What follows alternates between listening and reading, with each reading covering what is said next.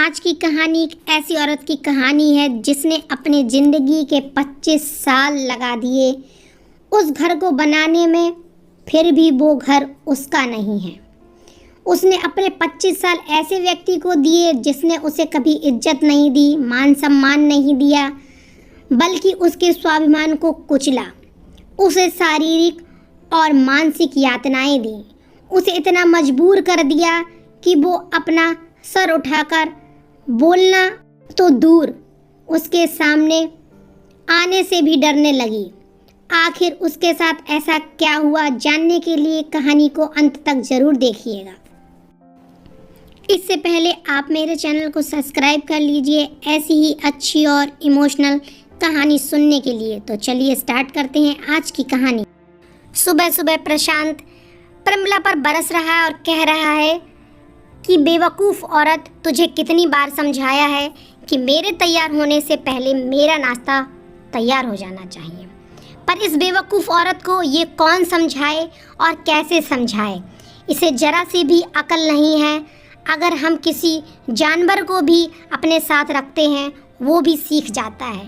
25 साल हो गए हैं शादी को, पर तेरी मोटी बुद्धि में ये बात अभी तक घुसी नहीं है।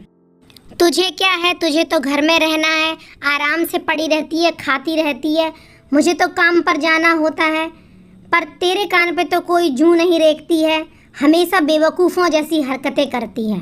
अगर ये तू जानबूझकर कर रही है तो याद रखना, मुझसे बुरा कोई नहीं होगा।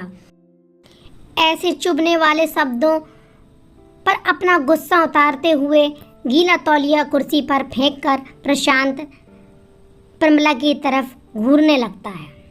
प्रशांत का ये बेवजह का गुस्सा कोई नई बात नहीं थी। वो महीने में 3-4 बार ऐसे ही प्रमिला पर भड़कता रहता था। इससे प्रमिला को कोई फर्क भी नहीं पड़ता था। वो उसके गुस्से को अच्छे से जानती थी। 25 साल से ये सब सह रही थी तो वो अपनी कोई प्रतिक्रिया भी नहीं देती थी। ऐसा नहीं है कि उसने प्रशांत को सुधारने की कोशिश नहीं की है। शादी के 5 सालों तक उसने लगातार इस चीज़ का विरोध भी किया, पर वो प्रशांत की आदत बन चुकी थी और वो अब सुधरने वाला नहीं था। ये सब जानकर वो अपने आप को एकदम शांत बना लेती है और वो सिर झुकाकर उसके बुरे बर्ताव को सहती रहती है। वो अच्छे से जानती थी कि वो इतनी पढ़ी लिखी नहीं थी कि वो अपना और अपनी बेटी का भरण पोषण कर सके, और ना ही अपने पिता के घर जा सकती थी, क्योंकि वो बूढ़े मजबूर व्यक्ति, उन पर बोझ बनने से क्या मिलेगा और समाज के लोग तो उन्हें ताने दे देकर मार देंगे। इसी कारण उसने कभी प्रशांत का दोबारा विरोध नहीं किया। जो भी कहता उसे सुनती रहती और अपना काम करती रहती। वो नहीं चाहती थी कि उसकी बेटी प्रिया की पढ़ाई डिस्टर्ब हो। वो उसी के लिए ये सब कुछ सह रही थी। धीरे धीरे समय निकलता है, परंतु प्रशांत में कोई बदलाव नहीं आता है।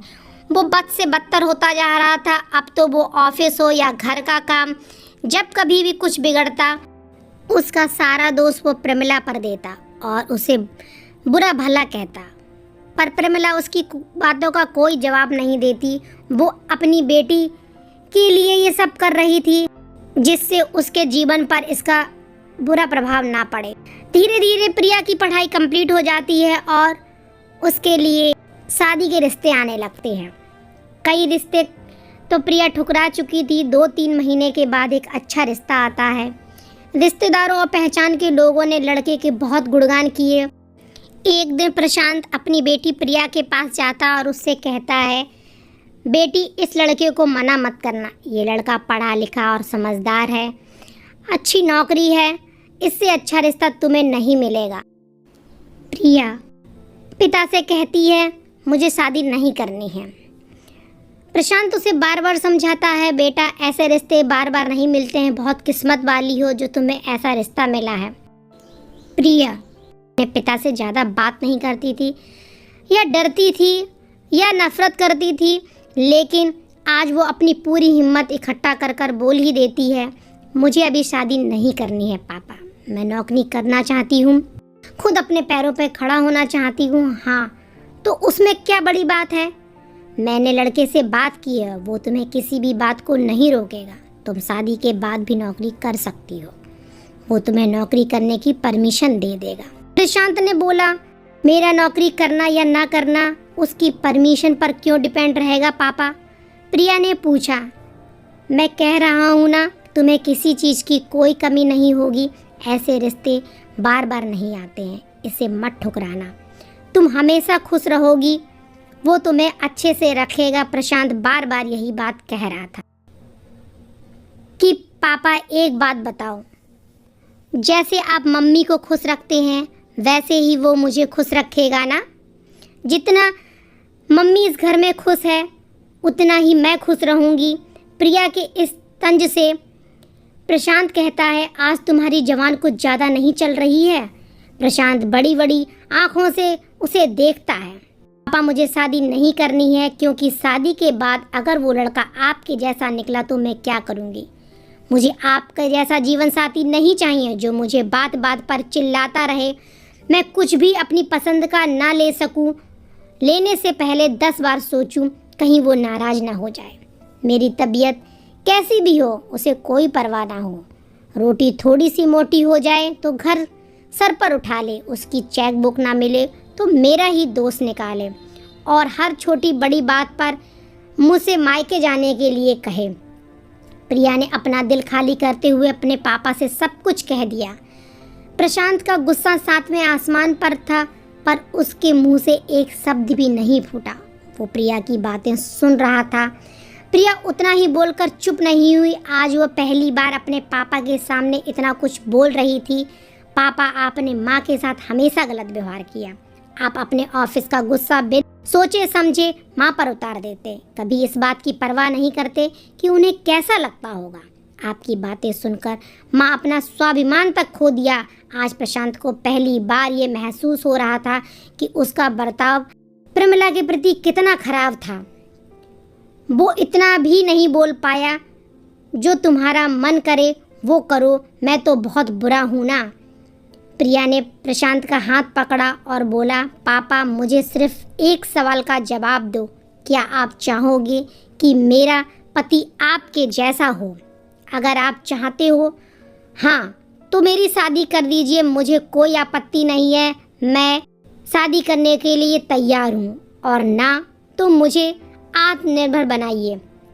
प्रशांत कुछ भी नहीं बोल पाया और वो चुप वहाँ से चला गया।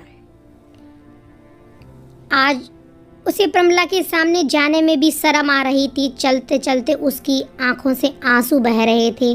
प्रशांत ने आज से अपने आप को बदलने का निश्चय कर लिया। अगले दिन प्रमिलता ने अपने पति को काफ़ी बदलाव देखा। वह सोचने लगी कि जो हिम्मत मेरी बेटी ने दिखाई, अगर वही हिम्मत मैंने कुछ सालों पहले दिखाई होती तो आज की परिस्थिति कुछ और होती। अब प्रिया पढ़ लिख कर बड़ी हो चुकी थी, उसकी अच्छी नौकरी लग चुकी थी। 3 साल के बाद उसे एक अच्छा रिश्ता आता है।